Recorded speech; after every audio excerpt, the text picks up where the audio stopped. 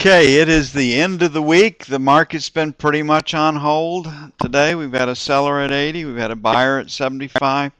Quiet pause day after all that volatility that we had. We left yesterday saying the most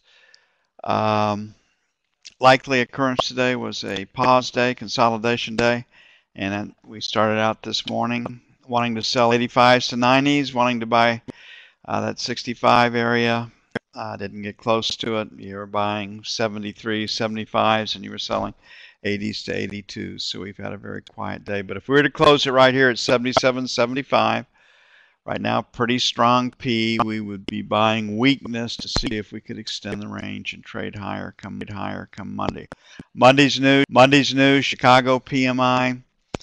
End of the month, same situation that we have right now. Won't be a lot of incentive for trust departments and stock mutual funds to be a seller. My guess is that what liquidation was done by the hedge funds is probably behind us right now in the short-term traders. So down to the news announcements over the weekend. Most of the articles coming out today saying that the only hard thing that's pledged to clean up the debt problem is that 440 billion euros. And they can leverage that twice. That's twice. So after that, the bank cuts are voluntary.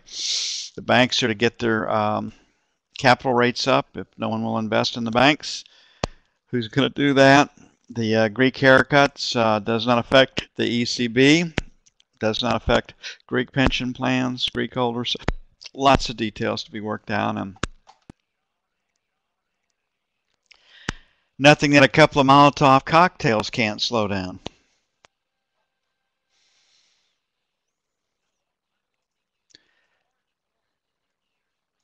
Definitely a P. Our big attractors at 13.15. Got a break at 85 and a tractor at 03. Another break here at 06. That spill from 15 went down, came back up to 1307. 1307. Got down to what, 1068? And we've been straight up for 3 weeks. I mean, everybody's touting it's the biggest gain in the stock market history from such and such a date. Biggest October ever. Market was off 20%. The correction back up 20%, the swing. You talk about volatility and trading opportunities. So 50% retracement. It would take 10% off where we are right now, so 125 points from 1275 takes us back to 1150. And we'll see. We'll see. But definitely a P.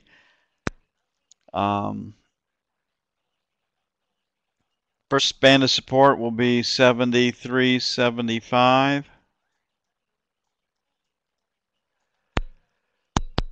We have this F extension the other day in the 66 area, so 65, 67. Then 58, 60.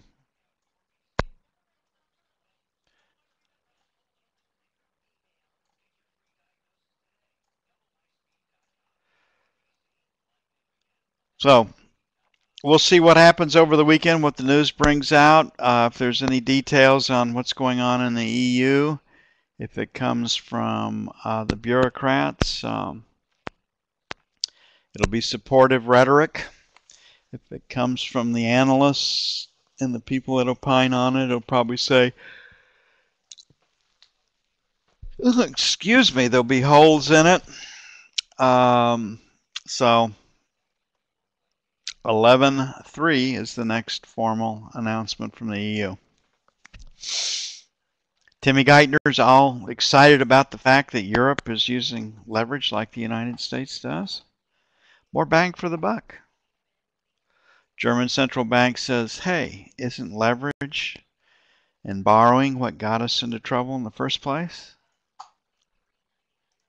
and we're going to use leverage and more borrowing to get us out of this, something will give. You know, if you don't have economic growth, it's not a very pretty scenario.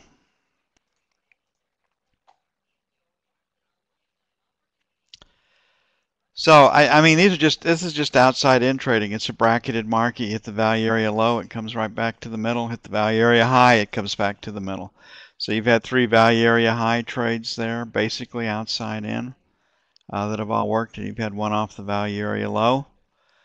Don't have much in the way of selling now. And it wouldn't take a lot of dollars to kick us a little bit higher today. So we'll see if that happens. But we were looking for a close at 77, and that still seems reasonable to me. Karch must be placing his bets with his friends in Nebraska this afternoon.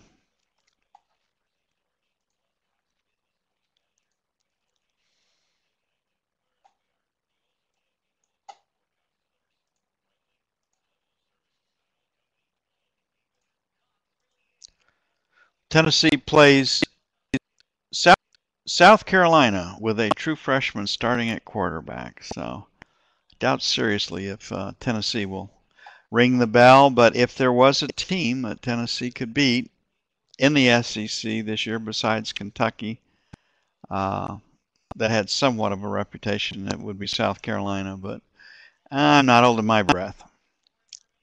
Okay, inside day. It's nice when you have no expectations for a team. You can watch it and, wow, I screwed up again. But we do see progress every week, so.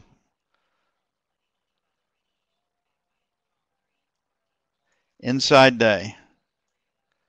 Definitely a P. ES up.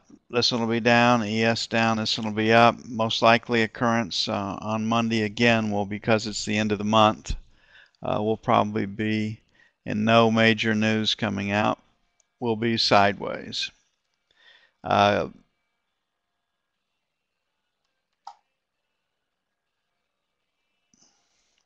Looking at the F2 screen, it's a strong P. I would tell you to buy weakness.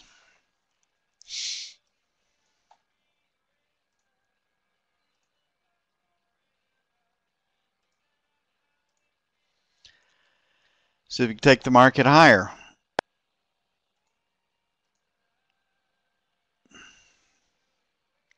The longer term bias is lower until the European debt problem is no longer solved.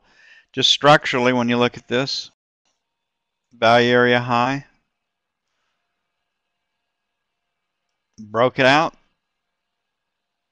Central price right here in this 28 area, and I'd guess we'd close at 128. We closed at 128.03 for the day session. So we'll just knock this out and be done with it. We closed at 3. There's 1. There's 2. There's 3. Can't see 4, so.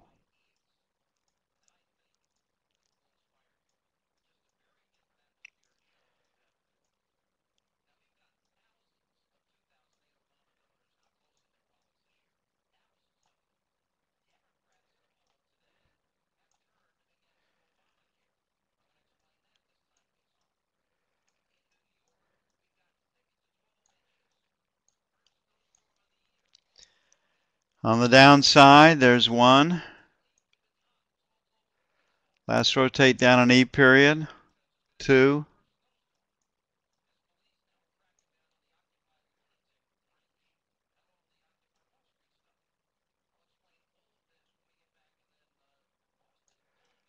4.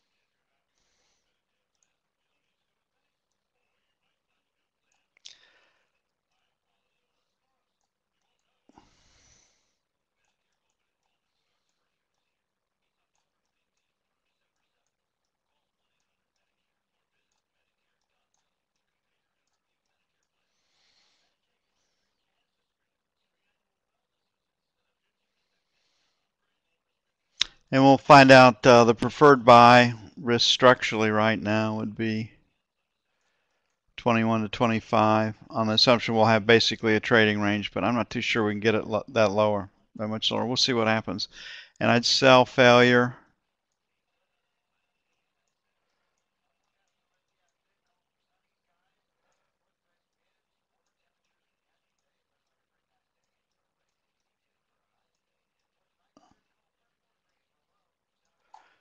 There you have it. We had a great week trading. Not my calls for the AM trades wasn't as strong as it was the preceding 3 weeks, but where I was wrong, we got on the right side of the market PDQ. So had some really good reports of trading by the room members. Had a couple of people try the overnight trades. So we are making progress, and as always, much thanks to Bill Thomas and John Bottomley for sharing their ideas and the way they look at the market with the room. There's a lot of ways to skin this cat. Both keep meticulous records. Both are very disciplined. Bill's approach is probably more akin to most technical trading methodologies and systems. John's more of a range trader's type approach. If he thinks the bond's going to trade a point for that day, he's going to try to catch almost all of that full point. So the great support to the room, as is Manning and my overseer, JP, that keeps me in line. So y'all have a great weekend. We'll see you at 0700 hours Central Daylight Time, and I think that's the last time I'll be able to say it. Don't we go, I guess we go Daylight Savings Time. Next week's the last week of it, that next Sunday. So anyway, y'all have a great weekend. See you Monday.